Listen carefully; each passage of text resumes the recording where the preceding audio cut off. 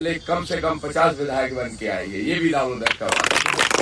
तो अब मैं निकला हूँ पूरे मध्य प्रदेश में, तो जितनी भी घटनाएं ऐसी होती हैं, देखा आपने कितना आडम्बरी पाखंडी एक बाबा है बागेश्वर वाला, क्या नाम है उसका, धीरेन्द्र शास्त्री। लोग तो उसको भगवान मान बैठे थे, लेकिन उसने एक गलती कर दी। वहीं का रहने वाला है, ग्वालियर चंबल का, हमारी क्षेत्र का बुंदेलखंड गई। मेरी उससे कोई बुराई नहीं थी, लेकिन जैसे ही उसने कहा कि हम भारत को हिंदू राष्ट्र बनाएंगे, तो मैंने कहा हिंदू बनाओगे तो दूसरे लोग रहने कहाँ जाएंगे।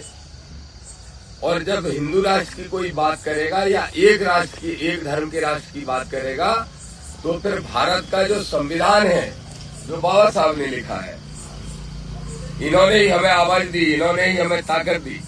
तो बाबा साहब ने भारत के संविधान के प्रियम्बल में ही लिखा है कि ये राष्ट्र पंथ निरपेक्ष रहेगा।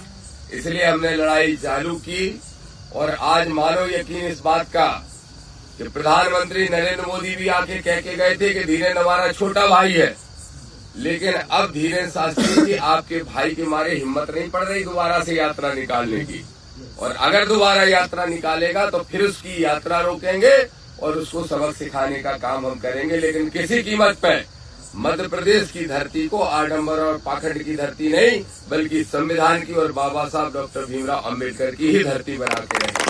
तो ये हम सबका नारा है।